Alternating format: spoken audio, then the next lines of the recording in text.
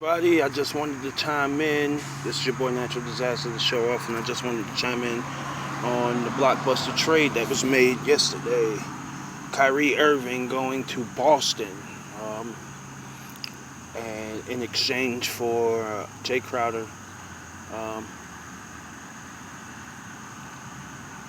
Isaiah Thomas, um, some guy whose name I can't pronounce is Aziz something or another, and the 2018 Nets pick. All right. In the short term, um,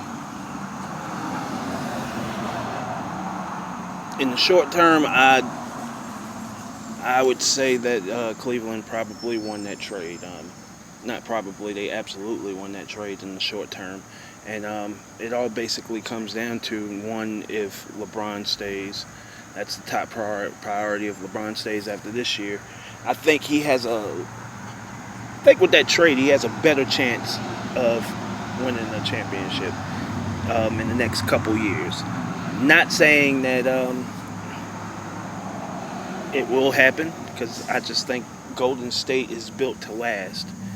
And it may come down to 6 games, 7 games, but I think they would pull it out over the next couple years as they sit right now.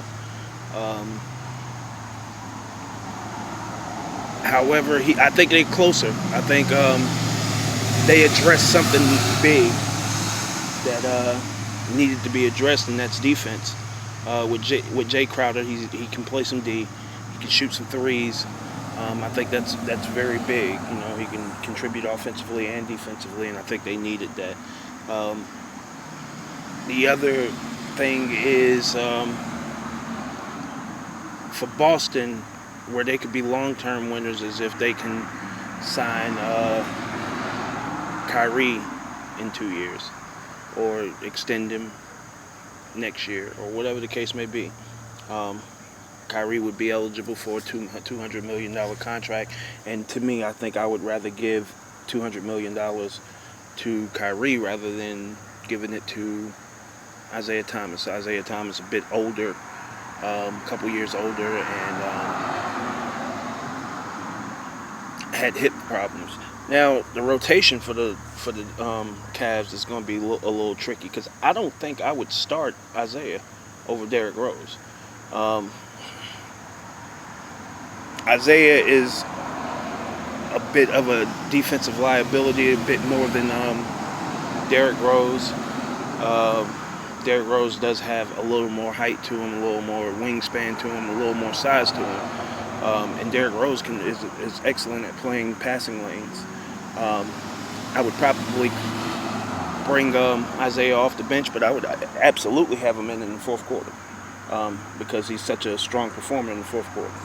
And I basically, just to see a fresh Isaiah Thomas come in off the bench, I think that's a lot of what Cleveland was missing last year. Down the stretch, their biggest players retired, so at least at the point guard position, you can play Derrick Rose, and you can switch them out and play them equally until about the fourth quarter. And that allows Derrick Rose to rest. We know he's had some injuries over the last couple months, but I think it was a good move in the short term for them. I think that's what would make it kind of tough on Golden State if they should meet in the finals. If Cleveland is able to get past Boston, I think Boston gave up an intricate part of them beating Cleveland by sending Jay Crowder to Cleveland. So that was the gift and the curse for them. In the long term, like I said, I mean, they need a couple more moves. I like what I saw out of Jason Tatum in the summer league. See if it translates over to the NBA. He could end up being a superstar. Gordon Hayward, I've always liked what I saw out of him. It was just not much reason to talk about him, because he was in Utah, and they weren't relevant until last year. not making playoffs, not making the playoffs or whatnot. They were always in it at the end of the season, but they just weren't making the playoffs, so it wasn't much of a reason to talk to him. He's a very good player, and I think he will fit Brad Stevens' system, being that he played for Brad Stevens before. But I don't think it's enough to get over the hump of Cleveland, not yet. Once again, I give the edge in the short term to Cleveland. I think Cleveland is just about one or two moves away from really contesting, being able to beat whoever comes out in the West. I think the best chance of someone actually beating Golden State is someone from the West. A healthy San Antonio, Houston. I think that people are taking. I think people are taking Houston a little bit lightly and taking this handles the ball thing, because the thing about Chris Paul and the thing about James Harden is they're both capable of playing off ball.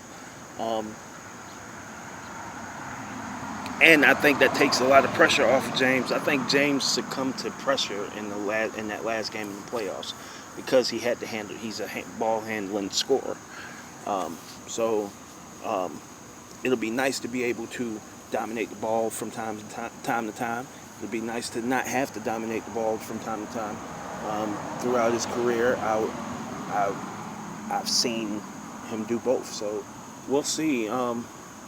What happens? And if they can get Melo, that's a big thing. So I look forward to this season now, a lot more than I look forward to last season, because you knew what teams were going to the finals from not even day one, from pretty much July 1st. So I think the East will be a little more competitive, being that with this trade. I think Kyrie is going to enter the Eastern Conference Finals with something to prove, and therefore play harder and give LeBron a little something to think about. But in the end, I think Cleveland overcomes that and probably beats them in 6, maybe 7, and goes to the finals again. And LeBron will be in his 8th straight finals, 9 all time. So let's just see what happens. Long term, basically, it depends on, like I said, there's no long-term winners because we don't know the status of LeBron and what he's going to do next year. I got an idea. Like I said, I think Kyrie left because he knows LeBron wasn't leaving. I said that in the prior video, and I think and it also depends on if Boston is able to sign Kyrie. I didn't really see this as an option, but asset like the 2018 pick may keep LeBron there. You know what I'm saying? To be able to go to a finals and be able to have possibly a top 5 seed, because I don't see Brooklyn winning any more than 30 games.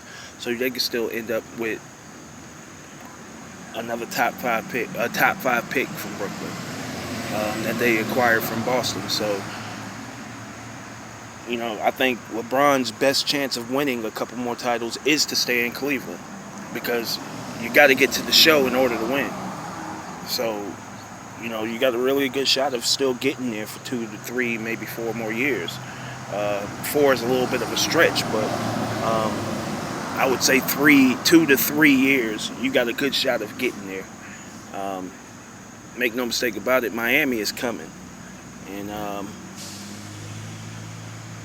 I haven't even spoken on the possible acquisition of Dwayne Wade. Dwayne Wade, I think he would be a good piece that fits if he could come off the bench and be like a 6th or 7th man. I don't know if that puts them over the top, but it just depends if you can, monitor his minutes and throughout the season, and keep him off those knees throughout the season. You know, just play him enough to get some rhythm. I think that would be big. But that's all I got. Good day to everybody. Everybody try to be as productive as possible. Have a good day. Show off. Signing off. Show off.